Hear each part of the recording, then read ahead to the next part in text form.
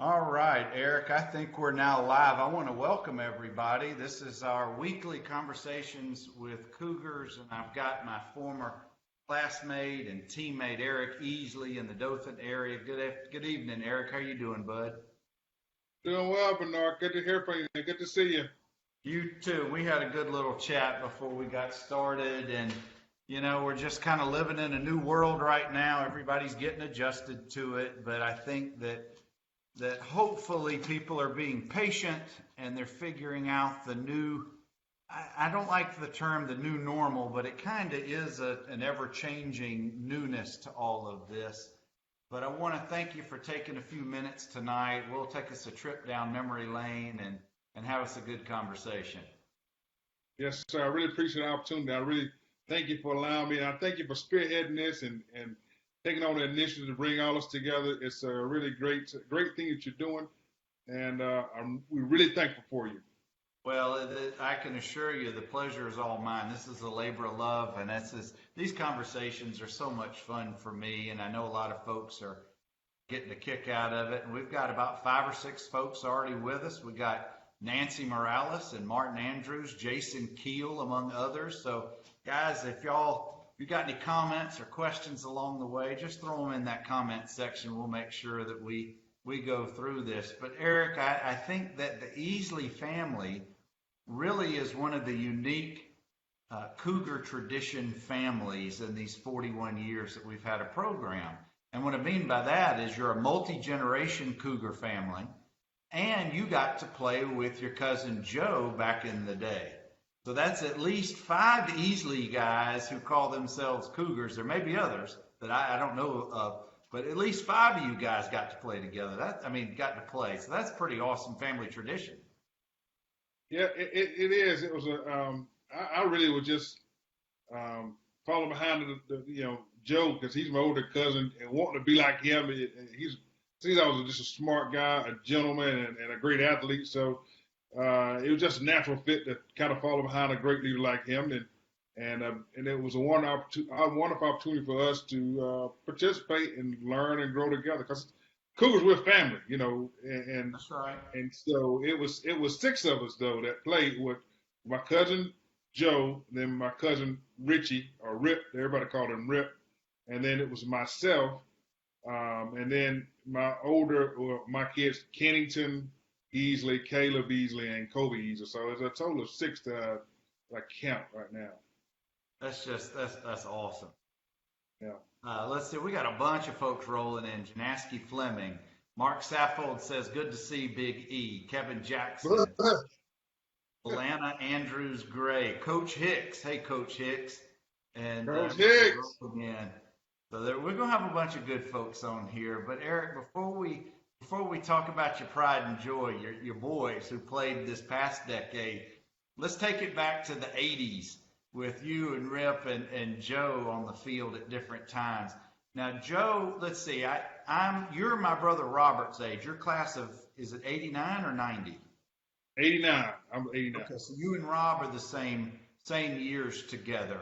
And That's Joe right. was 1 or 2 years older than you? Joe was a year ahead, so he was an 88 guy, and Okay. Rip was an 89 guy as well. Okay, very good. Well, that's so cool. Well, where did you 3 go to middle school before you came over to Northview? Okay, so Joe went to Beverly, or Mhm. was it? Yeah, yeah, he was at Beverly, and I believe Rip was at Beverly as well, and I came from Carver. Um, you know, everybody wanted to play for Coach Parrish. I don't care where you were in the city. You want to play for Harry Wayne because he was the man. And the kind of a story behind it, man. My mom, I was a part of a single parent household, so my mom would not let me play football. I mean, she just refused to. And my mom was, if you know my mom, she just hard headed, just rough, and just mean. She just one of those tough women. And nobody ever handled her. But I saw Coach. I told Coach Price I want to play. And he came out of the house and that old pickup truck, and he told me, he said, Miss Easley, he gonna play. I'm gonna take care of him. And he looked at me and said, go get your stuff, son, and let's go. And I mean, I was amazed. I ain't never seen anybody talk to mama like that, but she did exactly what he told her to do. But because Coach Well, Parrish, she She must have seen something in Coach Parrish to give that trust to turn her boy over to play for him. Now, before you actually came over and started at Northview in ninth grade, had you been to the campus to visit as an eighth grader or that summer? Well, I had already, yeah, I snuck, I wasn't supposed to go because my mama didn't want me to play, but I snuck over there a couple of times. I always would go because I grew up on the Harris Circle. So that was a hotbed. And as a matter of fact, Dwight Jones was my next door neighbor. And Roger and Leon and Greg Marsh, they were 3 houses down. And so all those guys were in there. Tim Wade was right across the way. So it was always, those guys were always, Leo Butler. He was right in the neighborhood all the time. So it was, the Harris guys, Zachary and AJ, we all lived in that same area. So I was exposed to it on a kind of a different level. I mean, it was just intoxicating. I was going to say you were almost expected. If you were halfway decent as an athlete, you were expected to put on those colors for the Cougars. I want to welcome Tracy Donnell, who just popped in. Good to see you, Tracy. So, Eric, did you have any reservations as a ninth grader that fall when you started about going down in the hole and practicing for, I assume it was Coach Tribb and Coach Andrews at that time. What was that experience like? Okay, Bernard, my experience is a little bit different from everybody else's. Mine was similar to Robbie's. It was only 2 ninth graders that were allowed to practice with the varsity that year in '85. It was your brother and myself. So I started practice in the summer with you guys.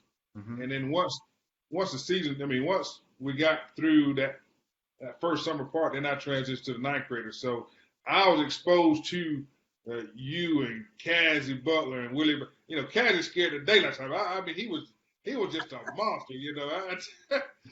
I told Coach Parrish, I said, man, Cassie was probably the scariest guy I ever met was Cassie. He said, Cassie he was a good kid. He was a great guy. You just had to know him. But so I was exposed to that already. So my experience is a little bit different from most guys.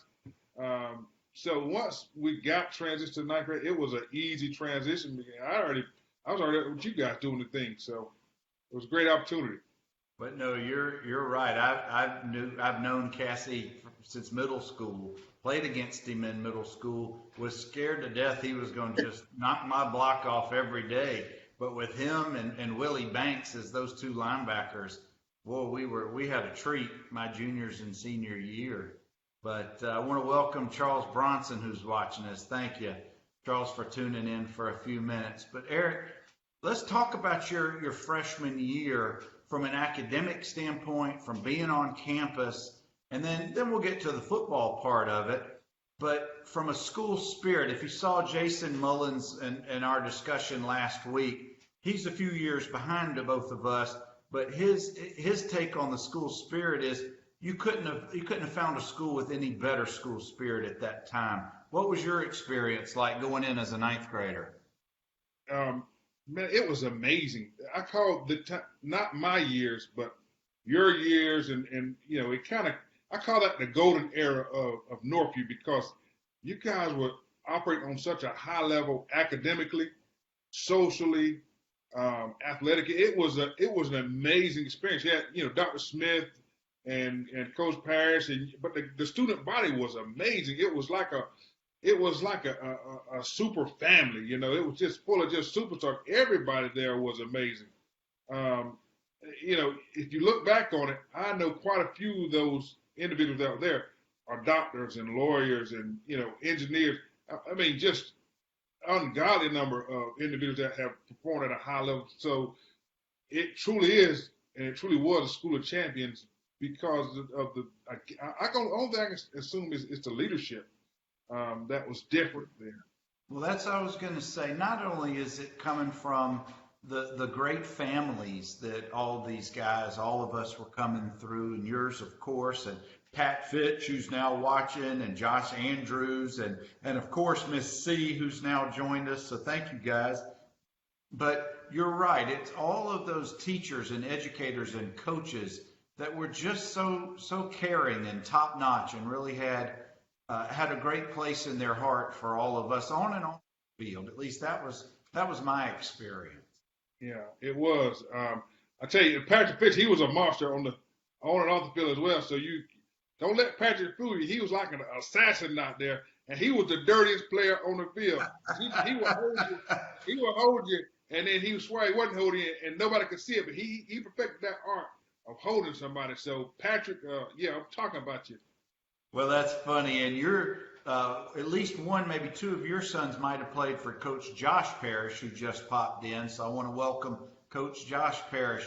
But Eric, my senior year, both of my tackles, Pat on the right and Chris Lee on the left, I outweighed those guys. There was nobody pound for pound tougher than either of those field. So I would agree with you 100%. I will agree with you 100%. They were vicious. They were. So let's go on to the field now. Your freshman year. Is that Coach Tribb and Coach Andrews? Were they still the ninth grade coaches? Right, they were. Now let me digress a little bit, because I had trouble in school. You know, I had a learning disability, so I didn't realize till later on down the road I'm dyslexic. But I struggled, but they never let it keep me back from doing what I needed to do. My favorite teacher was Mr. Pelham. He taught me algebra. And so my problem was but he knew what I was doing. He could see that I knew what I was doing, but I would get the answer wrong all the time. I'll never forget Mr. Pelham said, Eric, you're not dumb. You're smart. You know how to do it. And he believed in me. And I think that's what we missed, was those teachers. They believed in us. Those principals believed in us. Those coaches believed in us. And even I was a poor kid, so I worked the summer program, and as you know, helping with the janitors. They believed in us. Everything was just school. It was just a great time. You know, Eric, what it also did was, when you saw that educators and other people who were in authority you were dealing with on different levels, my experience is when they believed in me, it gave me confidence. And it gave me that drive. And I think that's what helped us all back in the day. And it gave us such a great foundation that I'm so thankful for. That's for sure. That's right. I agree. We got another couple of folks. I want to welcome LaShawn Pryor and BJ Chitty. Thank you, folks, for coming in. And if y'all got comments, questions, or memories for Big E, just throw them in there. We'll make sure we field them. So let's talk about, Eric, you were on the line for your years in high school, and who is some of the toughest folks? You mentioned Cassie a few minutes ago, but who are some of the toughest folks you recall having some knockdown dragouts with back in the day? Now, I got my butt whooped all the time, and it was about Keith Dudley, or it was Patrick. Patrick was a monster.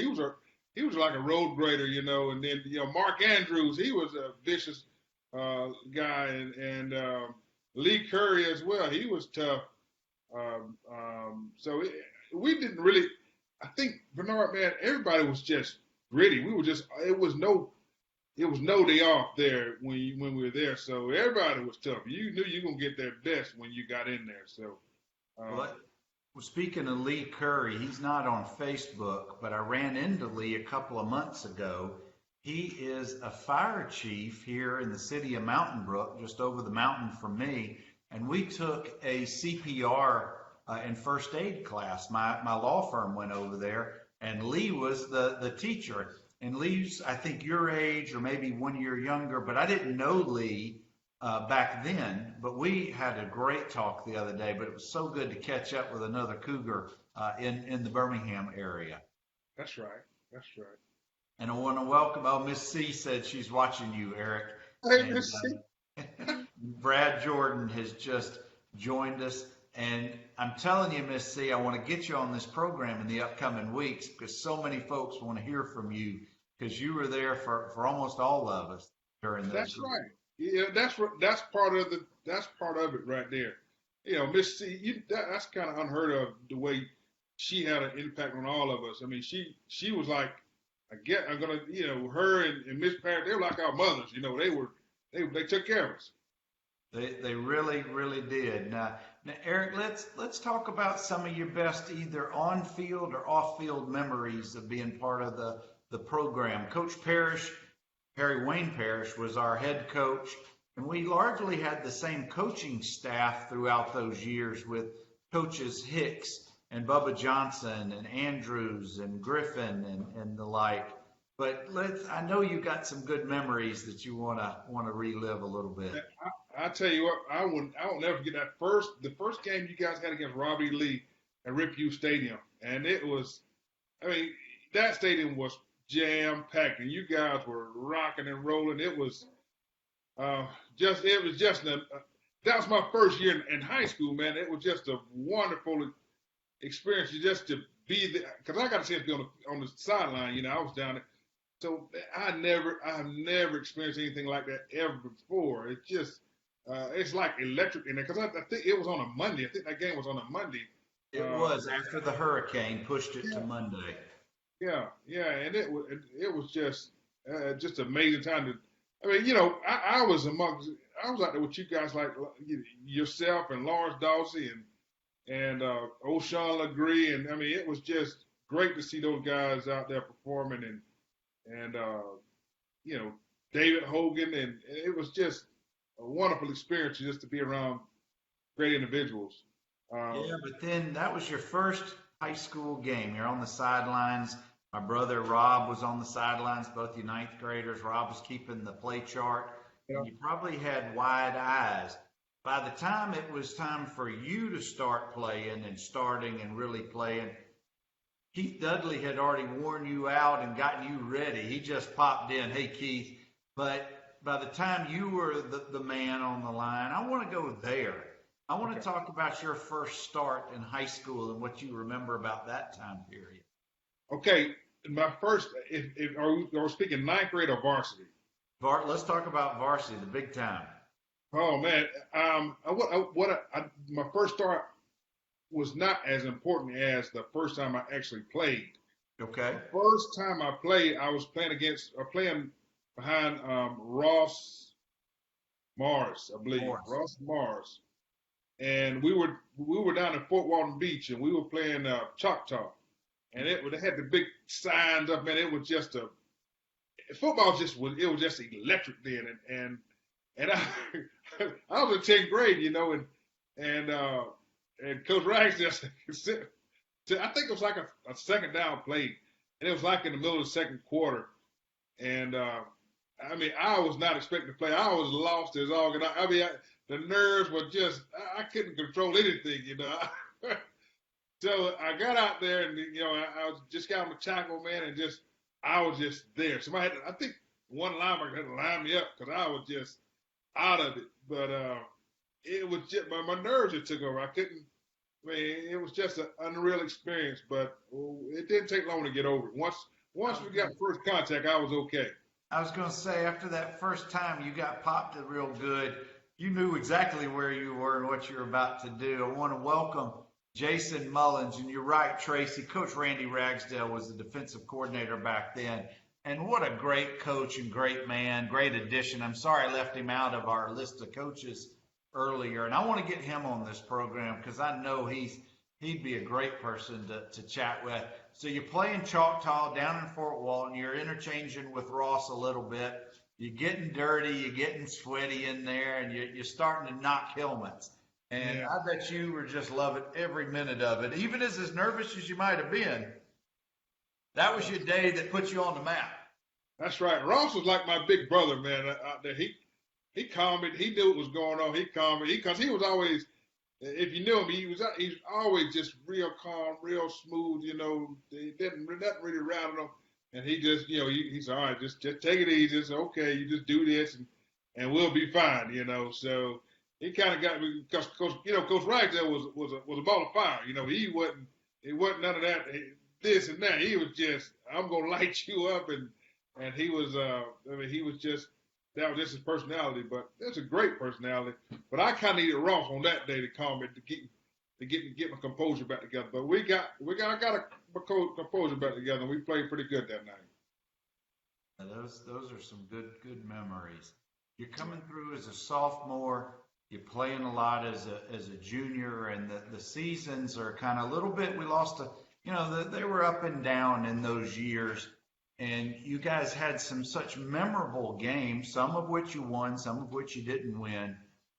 But I want to, before we transition to your pride and joy, 20 years later, I want to stay in that time period about maybe tell us, oh man, Isaac Salter just dropped in. What's up, Big Isaac? Good to see you, bud. I hadn't talked to him in a while, and Willie Banks is with us. I'm so glad to see some of these names rolling in here. We were just talking about you, Willie. Eric, looking back, I want to talk about what are some of these life lessons that you took from your playing days that we all took from one way or another, and then how did you dealing with your three sons who came through the program? I know they got very quickly tired of like all kids do with their dads. Dad, I don't want to hear about back in the day.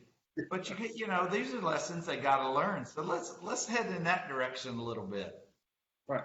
I tell you what, I think the biggest thing that we got from Coach Parrish was we were family. All of us grew up. The guys that I grew up with and played football, we in the same block. None of us had a car. We didn't have a way to get to practice. But Coach Parrish had a way of just bringing everybody together, social, economical position, bringing everybody together to make one team. So he would assign kids with cars to pick up the kids who didn't have cars. That was before he was driving us illegally in the back of that pickup truck with 30 kids in the back of that truck. Just going across 431 was dangerous enough. So he brought us together as a family, and we're still doing those things today. I see Coach Parrish on a regular basis. I talk. For me, like I said, my father died when I was 2. Coach Parrish is that father for me. He filled that role for me. He provided that, and I still see him today. I still talk to him. I still discuss things with him. You better do this. You better do this. But he's right. He's 100% right on what he did. He did a great job. It goes beyond just a football team, though. He brought the whole city together. I mean, it was a unified front, and you knew Coach Parrish was watching you, and you knew he was there to help you. It wasn't anything to hurt you, but you knew you better do what you're supposed to do, or you're going to have to deal with him. It was amazing how he'd find out things that you're just, how in the world would he know that? But he knew. He knew. Yeah, he knew everything. He was like, I don't know how he did it, but he did it. Yeah. Well, I've had, as you saw, we had some great talks with he and Josh, his son, in the past several weeks. But you get out of high school. Let's talk about coming forward. I want to talk about college, post-college, and what you're doing now, and then we're going to get to those three boys in just a minute. Well, all this stuff still ties back together, Bernard, because my senior year, I was being recruited by a few small schools, and I didn't have a way to get to into the camp. I mean, into the official visits or anything like that. So, of course, Coach Parrish steps in. Powell Whaley is out there, and he said, "Hey, man, I'll take you over here and do this." So Powell was there for me. He facilitated things from get to Albany State to Tallahassee to wherever. But the biggest thing was Bruce Johnson. I don't know if you remember BJ, but Bruce Johnson, he was at Tuskegee. He had graduated. He was kind of assistant coaching, and BJ brought me up to Tuskegee he came pick me up. He said, "Hey, we're gonna take care of it." So BJ is really the one that brought me into Tuskegee, and once I got there, I fell in love with that place. That's the place I needed to be.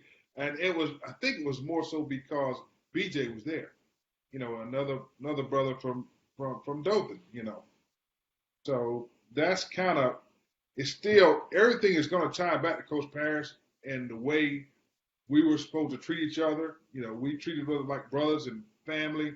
And even to now, where, you know, with what I'm doing with my business, heck, my banker is Joseph Johnson, the right hand Dothan, you know, and he take care of a lot of us.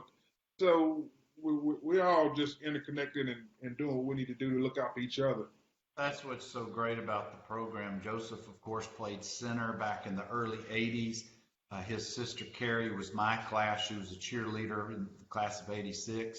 And Bruce has a son, I believe, out in Texas, maybe North Texas, who plays college ball right now. And maybe we can get Bruce into the group here. I want to say hey to Jamie Green. Tracy says he flipped the Spirit truck and came to practice. Northview tough.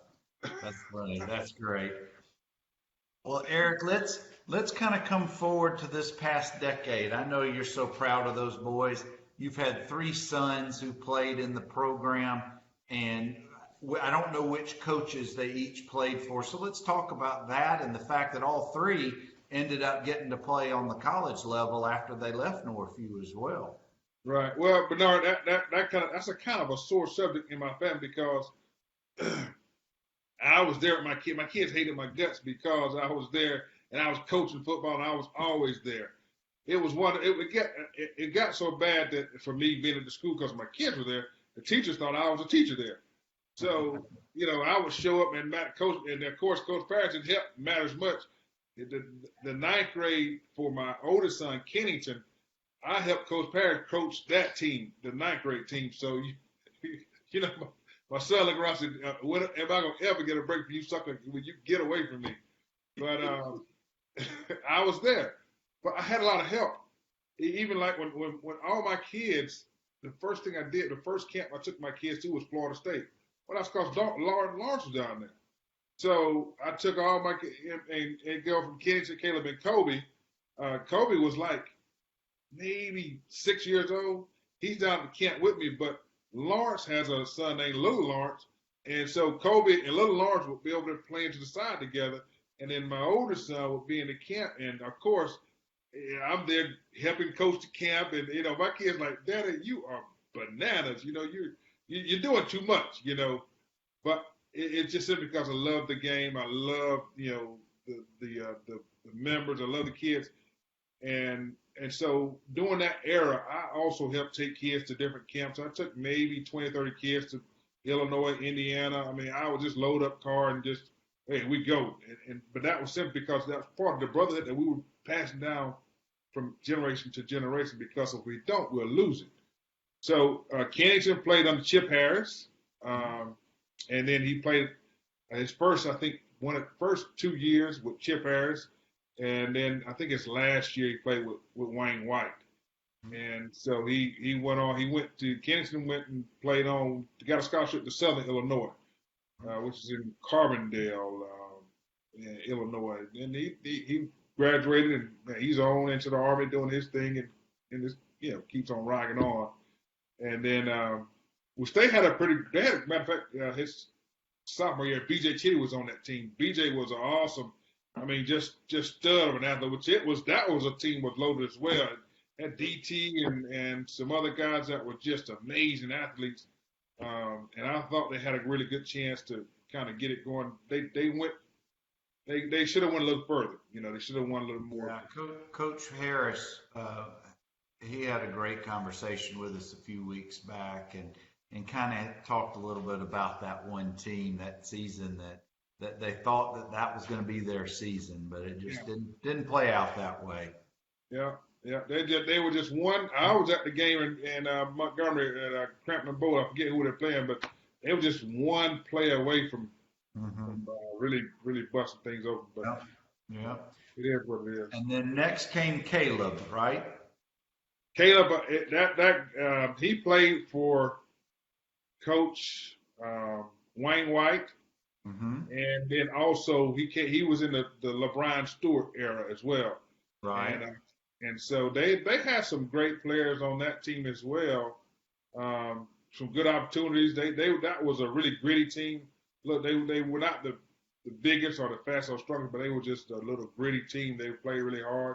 And that was kind of like but it was too much transition. It was, you had three different coaches just back to back to back, so you Yeah, had no kind of continuity. So it kind of just was kind of hard for them. I'm But sure. I'm sure. But Caleb ended up playing in college. Where did he go? all right, Kaleb went to Concordia College. He won Little Hornets, and on that year. I think that year Coach Stewart had maybe 15 kids signed scholarships. So they had talent. It just was, it just kind of like things kept changing, so it never kind of got all together with them. Yeah. And then your baby boy. The troublemaker. The babies are always they always the worst. And like the other ones, they did not want me in the school at all. I mean, they hated me being at the school. But the baby boy, he wanted me at the school. He said, "Daddy, when are you coming?" So he spoiled rotten. I mean, he was spoiled rotten. But he and I think Bernard, he also has some learning disabilities and some a little attention problems. So he was recruited by some bigger schools, but he just couldn't quite get it together. He went to JUCO. Matter of fact, he went to Coffeyville out with Jalen Thomas, which is Marquez White's brother, and they were there together for a little bit. And which Jalen was just awesome running back. He was a handful. One person was not going to tackle him. Right, right. And so he went on to Coffeyville, and he transferred to Fort Scott Junior College, and then he graduated, and now he's at Catawba College, which it kind of ties the same. It's the same school that, if you know Scott Applefield, his father Brian Applefield was All-American at Catawba College for track and football. And as a matter of fact, his pictures and names on the wall there, and it's all over that school there. So Kobe's at Catawba now, very same school that Brian Applefield was at. I've been to that campus. It's a beautiful campus. I've been over there for lacrosse a couple of years ago. Well, Eric, I know you're so proud of the boys, and I know you've had some great times over the last few years or the last decade being over there. But I kind of want you to give us a little bit of a contrast from back in the day when we were in school, because there's a lot of difference in the modern athlete, the modern game. I mean, I went to a game a few years ago, and they had a pre-game on-field DJ doing his thing. Not like we had in our game. I want to say hey to Gray Harrelson, but I want you to just join us. But Eric, I want you to talk about that difference, because the modern athlete is not us old guys. Right now, the day of what we went through is over, and it'll never come back. And you know how it was. We didn't get water. You get hurt. What coach I say? Put some ice on it. And there's no such. We didn't have. They say 2 a days. We had 3 a days. It was practice in the morning. He had weights. He had film. He had practice in the afternoon. And then if you got in trouble, you were gonna get put. It was just all day football, every day. But we loved it. We had guys breaking into the gym to get to weight. Matter of fact, Coach Parrish said, "I'm not y'all. Here's a key. I'm just gonna leave it open. You guys just go to the gym and work out." Well, that's not what it is now. Now, my kids, that's not what they do. They just walk through, and no hitting, and you remember Bull in the Ring and what is the not Bull in the Ring, but well, they had Oklahoma drills. Oklahoma, yeah, those are outlaw now. You couldn't pay one of those kids to do what we did. So it's a different era. These kids are not what we were. Now, what I can say with these kids they're more technical. They are smarter. They're more. As a matter of fact, they're more athletic. But they're bigger, faster, stronger. Correct. And as much as we as parents may gripe about electronics and playing games, frankly, I think some of the skill position guys have learned, because of Madden, because of EA Sports and whatever it is that they're into, they learned some of this stuff up here, and then it translates somewhat on the field. And I wish we had that kind of stuff back in the day. Yeah, you're exactly right. I mean, our guys, we operate off pure athletic talent or ability. These guys nowadays, they are assassins. They train specifically on certain things, and so they're ahead of the game. They'll run as far as if you got those guys out there, they'll run circles around us right now. Yeah, But Eric, you see the current high school game. I mean, it's like colleges from 10 years ago, and maybe even in the pros 20, 30 years ago. We were so basic, and this is not a criticism. This is I'm in awe of what the modern athlete, those kids who are in high school now, they got the plays here on the hand, and it's just so I mean, I really sound like a really old dude right now, but what is still there is the passion and the talent, right, as long as that's there with the guidance of those coaches. And that's what I always loved about the crew that we were able to play for. right, And even though they didn't have the same kind of results in the last 10 or 15 years, you can't tell me that Coach Josh Parrish didn't have the same amount of passion as his dad had 20 years prior. right. Of course You're right. he did. It's Yeah, just a different game. It right. just is. Josh did an awesome job. Josh was there, man. He was there the whole time. I remember, Josh. Hunter and Josh, we kept him in trouble, baby. I remember, we lock him up in the lockers. We put him in the back of the police car. But they had a passion for the game, and they knew it. Josh knew what he was doing, and it was it was perfect for me. I thought it was perfect because you had Josh and you had Coach Parrish coaching together, and it was when the school switched over, it kind of just made me feel as for the kid some type of way because these kids were ready to.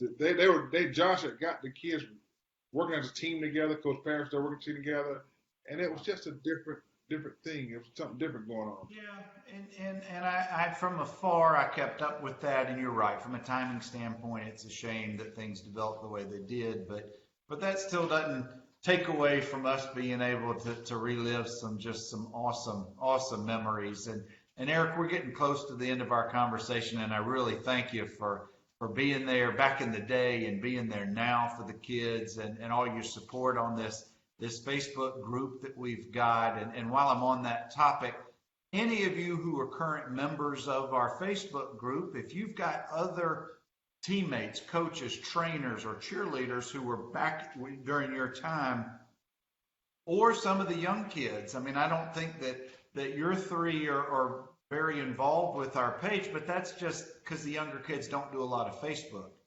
Right. And I'm gonna get one of the kids who played in the past few years on the show. So I'm hoping it'll bring some more others into here. But Eric, I wanna leave you with one of the last words tonight, because I know, like so many of us, your passion spills out. I see it in your face. I hear it in the way you're talking now, and it's the way you were back in the day. And I'm sure it's the same pride that you had all those years when your sons were coming through. So I'm gonna let you just kind of share with us a little bit about what this experience, being a Cougar, has meant to you. I sure appreciate it, guys. I want to thank you for allowing me to come on and speak, Bernard, because I consider it as an honor to be able to do this. You could have picked anybody else. Kevin Jackson, way better out than I am. Trace Kaleb, all those guys are awesome and great. But what I want to say is, what we got to realize is we're part of Cougar Nation. We're one family. We got one thing. We're the cardiac Cougars, and we always will be. We're School of Champions. My baby boy said we're the School of Champions. And that's when he was not part of that era, but that's what it is. And it all stemmed from us working together and having that one leadership and following that one leader. And I'm just thankful for being part of what I call the golden age of Northview, when you had, Coach Parrish and Dr. James A. Smith, and then you had just great individuals there, and Lonnie Mathis and LaRue Freeman, and it just, you can't name them all, but they were there. I was amongst greatness And I was just lucky to be a part of you guys. Cause I didn't deserve anything that I got. I just appreciated being around you guys. I love being around Willie and Cassie. I was scared of Cassie, but I knew you had my back. I was worried about it, So, Well, Eric, those are very kind words, but you need to give yourself a little more credit. You're every bit a part of this as anybody else who got the headlines. I can assure you, and that's why I brought you on here and for us to relive some good days and some past memories. And before we get out of here, I want to welcome Peter Milner, Ewell Jones. Miss C said, "Don't meet me there, beat me there." That's right. David Mims, Chuck Jackson. So many guys are rolling through, but Eric, my friend, I hope that once all the world craziness subsides and I get down to the Dothan area, we go break bread sometime soon, my friend. Let's do it, my friend. Good to see you, and thank you too. for having me on. Absolutely, and guys, this will conclude another awesome discussion, Conversations with Cougars. We try to do it every week. May have to come to you on Tuesday of next week, but stay tuned. I'll post it in the group. And y'all have a good night. Be safe. Be smart. We're going to get through this together. And I think it's conversations like this, which are fun. They're bringing back some good memories, a good laugh or two. I think we need more of that in this world right now. But y'all have a good night.